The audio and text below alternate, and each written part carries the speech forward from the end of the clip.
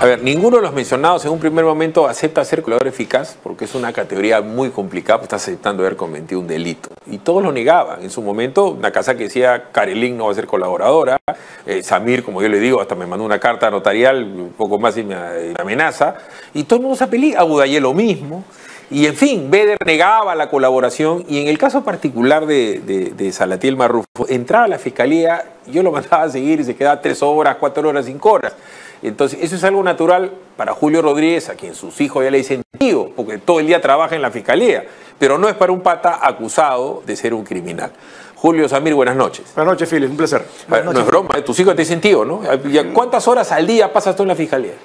Hay veces que uno puede pasar ahí desde las 8 de la mañana hasta las 5 de la tarde, ¿no? Correcto. Sin ningún problema. Claro, porque tú tienes que patrocinar a tus clientes y tus clientes cuando tienen problemas tienen que hablar largo y tendido.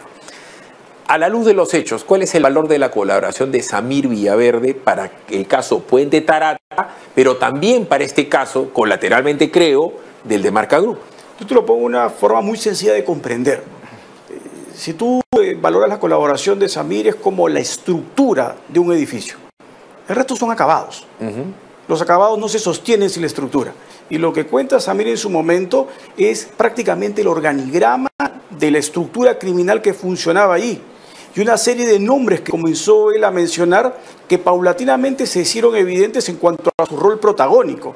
Nadie creía que en verdad el hombre poderoso detrás de Castillo, entre otros, pero con mucha cercanía, era Salatiel Marrufo, claro, que era un anónimo en ese momento. Y ya Samir comentaba el rol tan importante que tenía, la cercanía que había con Silva Villegas, el rol del sobrino Fray Vázquez, el rol de Pacheco, es decir, el entorno más importante que sostenía el organigrama criminal que fue presentado, también hay que reconocerlo, por vez primera y de forma valiente, dado el momento en que se vivía, fiscal de primera instancia, la doctora Cesenarro, que fue muy valiente, ¿no? A ver, digo esto porque la gente, y me gustaría que pasen las imágenes para que se ubique, esa conversación tan coloquial que tiene Samir con Bruno, en donde le dices, oye, ¿cómo está repartiendo el poder del Ministerio de Vivienda? Lo podemos hacer en transportes, porque tú te habías centralizado en transportes, ¿no?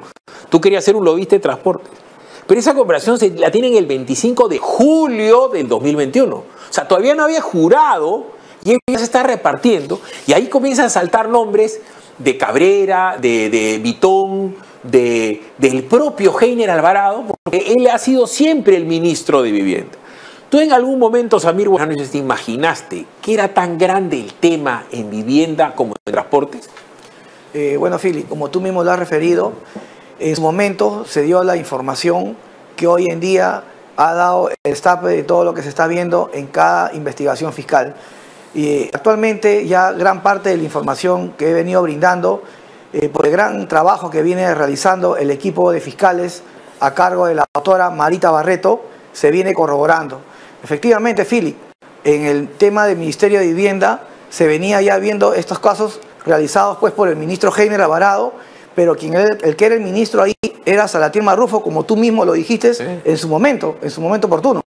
A ver, ¿de dónde saca esto? Porque me acuerdo un día que vienes acá, y me acuerdo que vino Claudia Toro y te hizo una nota acá, y tú cuando te estás yendo de manera coloquial, dices, yo he visto cómo Salatiel hasta los carajea. Lo cuadraba Bruno Pacheco, cuadraba Eder Vitón, cuadraba Viverto. O sea, ¿cómo es que tú te das cuenta que este tipo era más importante pese a ser el jefe del gabinete de asesores? ¿Cómo es que lo aquilata? Porque tú no trabajabas con él, tú estabas tratando de trabajar con Bruno y en transportes y comunicación. Claro, como ya lo dijo el doctor Julio Rodríguez, la estructura que se manejaba desde el inicio de la organización criminal de Pedro Castillo nacía pues con Bruno Pacheco, Juan Silva, Heiner Alvarado, pero también había una parte estructural, que era en este caso el famoso gabinete en la sombra, que actualmente eran los asesores, ¿no?, fuera del gobierno, como por ejemplo Segundo Sánchez, Abel Cabrera y el mismo Salatiel Marrufo, que Salatiel Marrufo incluso fue puesto por este gabinete en la sombra para que él sea como un pseudo ministro funcional a través de Heiner Alvarado. Fíjate, Julio, el Gabinete de la Sombra es denunciado, el primer peruano que denuncia el Gabinete de la Sombra es Vladimir Cerrón. En diciembre, el primer año de gobierno, dice que el círculo de poder era, primero los amigos sobrinos, y ese gabinete de la sombra, ¿no? Que eran chotanos y tal. Ahora bien, en agosto 3, nosotros decimos Salatiel es importante, y Salatiel parece que la conciencia lo traiciona, porque él había recibido dinero en efectivo desde esa época, y renuncia. Tú cuando te enteras, porque esto era vivienda, tú cuando te enteras de que Salatiel está yendo por la fiscalía y que se acaba 3 horas, 4 horas, 5 horas, 6 horas, imposible que no está colaborando si casi vivía ahí. ¿Cuándo te enteras de la presencia de Salatiel en la fiscalía? Bueno, la presencia de Salatiel se comienza a valorar en cuanto a su importancia, creo yo, sin ninguna duda, a partir de octubre del año pasado. A partir de octubre tienen claramente cuál era el rol de Salatiel.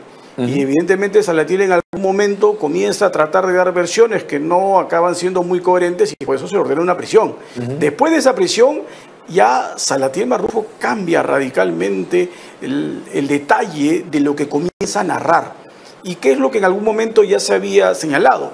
Los ministros se sentaban en su cargo, ya sea porque habían dado una contribución directamente a Castillo, Silva Villegas, por ejemplo. A ver, ahí abro un paréntesis. ¿Cómo sabías tú que Silvio Villegas había dado Villegas para ser ministro? Porque el señor, recordemos, era un humilde director de colegio de San Juan del Lurigancho, tenía un colegio al costado, y él aparece de ministro de Transporte, y es tan desfachatado que va donde tu pata Lúcar. ¿Lúcar te ha entrevistado alguna vez, no? No, Fili. Ten cuidado con tu reloj. Dicho sea de paso, el PRI dice, yo soy ministro porque tengo brevete. O sea, ¿tú cómo te enteras de que él había dado un billete para ser ministro? ¿Quién te lo cuenta? Porque Bruno veo que lo duda. ¿Cómo sabías todo eso? Bueno, por la cercanía que tenía con Fray Vázquez Castillo y el mismo Bruno Pacheco, ambas personas me refieren de que Juan Silva había sido ministro por la entrega de 1 millón de soles que le había entregado una empresa colombiana para que en sus oficinas pues no se lleven a cabo la comisión de transferencia.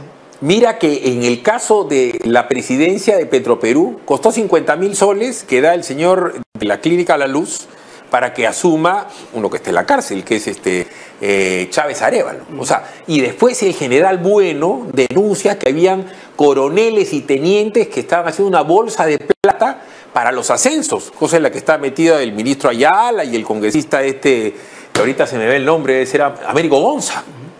Era un gobierno en donde ni bien habían entrado, y esto es algo importante, ya estaban comprando los puestos. Entonces, ¿por qué quiero avanzar en esto? Para que se entienda el orden y el organigrama. El día que Salatiel cae, se escapa Sánchez. ¿Te acuerdas que van a la casa de Sánchez y no estaba Sánchez? Entonces Sánchez está como en el aire. Hoy en la notaría me crucé con el doctor Tomás Aladino Gálvez, preocupado por su cliente. Me estás maleteando. Le dice, no, un momentito, no te maleteo a ti, tu cliente es el que tiene un problema. Pero también por otro lado está Heiner Alvarado. Heiner Alvarado yo lo he graficado como la película Matrix, ¿no? Como que las balas le van a caer y dice que no, que no, que no, que no. Y lo mismo Heiner. ¿Qué tan sacrosantos son? Bueno, el problema de ambos dos es su ubicación en el entorno de Castillo, que no era básicamente por sus dotes pues tan connotadas como profesionales. Lo dice Salatiel Marrufo. O sea, él se mantiene en el cargo no solo porque da un monto mensual, sino porque le entrega un monto importante de dinero. Estamos hablando que a Castillo se le entregó sumas que superan pues los 2,5 millones de soles. Entonces todo este dinero le da la tranquilidad, como dice Marrufo, de que Heiner no se iba a mover del cargo. Y el mismo rol había tenido, según lo que refieren otros, Sánchez. Sánchez estaba muy ligado al entorno también de Castillo, y una persona muy cercana a él le había dado su casa, ¿no? Se entendería, como ha tratado de explicar en algún momento, si uno le da su casa a otra persona por un alquiler y una merced conductiva, pues tú te desentiendes de lo que pasa allí. Milagro Eleva le dijo, es que como si le prestas al presidente le hace pedir que te la devuelva, pero no solamente le prestaba esa casa, le prestaba la casa de Cieneguilla. Y por último, es normal, si tú tienes un íntimo antiguo tuyo, calculo el padrino de tu hijo, sí le puedes prestar tu casa. Pero no entran y salen proveedores, como entraban, porque ¿cómo damos con Samir Villaverde? Por las placas de los carros que eran de él y llegaban los sobrinos, era casi Guachimán de la Puerta, Fray Vázquez y Gianmarco, ¿no? Entonces, este señor dice que le prestaba la casa porque le gustaba el caldo verde. O sea, hay veces, y yo entiendo a Milagros Leiva, te puede sacar de quicio a alguien, ¿no? Pero cuando una persona da esas argumentaciones en fiscalía, eso es algo insostenible, ¿no? No, es absurdo. No tiene sentido. Y entraban proveedores y ministros, y Carelín, que termina siendo colaboradora con una bolsa de este tamaño y la bolsa sale flaquita, no era por el caldo verde. Entonces, desde el punto de vista fiscal, él, y eso me lo contaste tú, cuando tú le dices la verdad a Samir, pues Samir pensaba que tenía una situación diferente. Tú le dices, tú tienes un problema real y muy probablemente vayas preso. Y mi función es sacarte. Pero en el momento que tú le dices eso, yo calculo que él no quería y no te creía. Y de repente eso es algo que no quiere aceptar ni Sánchez, ni Heiner Alvarado en su momento, pero Heiner ya está dentro y Sánchez ha fugado. La información que tengo yo es que hay un colaborador que lo ha echado a Sánchez en su función de lobista, que Sánchez le ha conseguido licitaciones y compras en el MINSA o en el Salud, y él ya ha cobrado, y él ya ha pagado, y esta persona ha entregado toda la ruta del dinero. ¿Eso es exacto? ¿Estoy bien ubicado? Bueno, ya la Fiscalía tiene ubicados los roles criminales no solo de Sánchez, ¿no?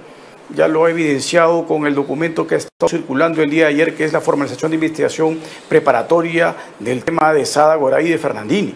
La Fiscalía muestra, ¿no?, ahí sus cartas de cuáles son sus elementos de convicción y tiene enorme acervo probatorio que va a comprometer a todas estas personas. Ya. Está dando pasos, si tú puedes hacer la comparación fácilmente, esta Fiscalía da pasos en silencio y va llegando. La otra Fiscalía, me refiero a los fracasados en tema de persecución del delito en el caso de Odebrecht, han dado pasos, ¿no es cierto?, cubiertos por todos los flashes, y al día de hoy, transcurridos 6 años, no hay una sola acusación. A ver, nosotros nos enteramos que estaba negociando su entrega a Silvia Villegas. Samir, ¿tú por qué crees que no se entregó y se fugó? Y en último caso, tú, si le pudieras dar un consejo a este señor Sánchez, porque Sánchez es importante, entonces estaba en el entorno, ¿no debería venir acá y apersonarse? ¿O ya él no tiene ninguna salida más que la fuga? Fíjate, Philip, algo importante que de repente no se tiene conocimiento. Para que Bruno Pacheco se vuelva colaborador eficaz, meses antes yo conversé con él, ¿no? Y su gran temor de él era que lo iban a matar o que no tenía plata para poder afrontar su defensa técnica. En el caso de Salatiel Marrufo, también conversé con Salatiel Marrufo y le dije, Salatiel Marrufo, actualmente vas a tener grandes problemas. Vuélvete colaborador eficaz y colabora y contribuye con el Ministerio Público. Días después a Salatiel Marrufo lo interviene, gracias a la información, Philip, que en su momento oportuno, antes de que se salga a la luz lo del caso de vivienda, lo del caso de Sada Goray. Primicia de PO, nosotros fuimos los primeros que mostramos la patada en la puerta y al patita con su BD y con sus bermudas. Cuando nadie lo creía que era el número 2 o que era una persona importante, Philip en su momento se dijo, y ahora yo creo que en el caso de Juan Silva y en el caso del señor Segundo Sánchez, yo creo que es cuestión de tiempo. Yo creo que ellos van a analizar y van a considerar, ¿no?, decir la verdad sobre el caso de Pedro Castillo, que lidera una organización criminal. Vamos a ir a la pausa para redondear algo más de eso, porque ayer hablamos de la bala de oro, ¿no? Los abogados pueden esperar hasta la hora nona y decir que estos dos señores se apersonen y aparezcan. Yo le di plata al presidente y así se la di. Parece que sería esa la última ratio, como dicen los abogados, tanto de Heiner, que está en la cárcel, como de este señor Sánchez, que está presuntamente en Bolivia. El otro, supuestamente, en Venezuela. ¿Tú crees eso posible? O sea, fiscalmente, que sean tan hábiles tus colegas, que aguanten hasta el final y un día se aparezca Sánchez o el propio Heiner y diga, ya, ok, esto pasó. ¿O están con la soga al cuello? Mira, deberían de tener algo demasiado contundente, porque cada vez más la Fiscalía obtiene información y data del comportamiento de la organización criminal y básicamente de todo lo que al final Castillo orquestó. Es decir, si Heiner no tiene pues un audio en donde converse con el presidente... No basta decir yo le di. No. Porque decía, yo le di a Philip Butters, yo le di a Julio. No se trata yo le di. No. Tienen que probar que le dio audio, video, ¿qué? Así es, va a tener tener algo de esa magnitud para poder generar en la Fiscalía la necesidad de darle algún tipo de premio. Porque de lo contrario, el rol que va a asumir su defensa es negación absoluta y va a tener que irse a juicio, ¿no? Tú te haces muy cercano a Fray y a Gianmarco. ¿Qué tan cercano el presidente era Sánchez? era bien cercano, era la persona que financiaba su campaña en la época cuando nadie apostaba por él. ¿Es cierto que él ha hecho negocios en el MINSA, pero también en otros ministerios como intermediario y cobraba comisión? Bueno, a través de los sobrinos era lo que se comentaba. ¿Los sobrinos? ¿Qué te comentaban los sobrinos? Bueno, que Segundo Sánchez era una persona muy buena, les proporcionaba alojamiento, comida, y que bueno, como es de conocimiento público también a Fray Vázquez me parece se le vio en un vehículo de un proveedor de salud, si más no me equivoco. Entonces ahí está la relación que podría tener con Segundo Sánchez. Complicada la cosa, complicada la cosa. Bueno, han sido ambos muy amables y que se tenga en cuenta lo siguiente. La importancia de un fiscal es calificar un delito, tipificar un delito, llevar a juicio al delincuente y lograr la condena. De eso se trata. Si todo el mundo tira dedo y todo el mundo se acoja a la colaboración, no queda pues delito por sancionar, y de eso tampoco se trata, Julio, de la colaboración, ¿no? No, evidentemente, y además la colaboración tiene la necesidad de ser oportuna. Una colaboración tardía ya pierde cualquier posibilidad de recibir un premio. Y es la razón por la cual, por ejemplo, Fernandini no se acoge a una colaboración, sino se acoge tan solo a una confesión sincera. Me ha comentado que se ha quedado callado y que se ha agotado y sigue con la cantaleta de que ella es una víctima. Se van a hundir. No, eso es fatal, porque ellos ya son personas acogidas a delaciones premiadas. Claro. Ya no se pueden quedar en silencio y tienen que decir la verdad. Correcto, yo me tengo que ver en silencio. Fili, solamente antes de terminar tu programa, comentarte de que gran parte de la información que yo entregué en su momento al Ministerio Público actualmente está siendo corroborada y que mucha de esa información ha servido para poder formalizar denuncia contra el presidente Pedro Castillo, tener una detención preliminar contra Juan Silva, General Alvarado, Salatiel Marrufo, Bruno Pacheco, entre otros, y que esa información que se dio de forma oportuna hoy en día ha servido para ver todo lo que está pasando en todos los ministerios y en todo lo que se está investigando en las carpetas fiscales.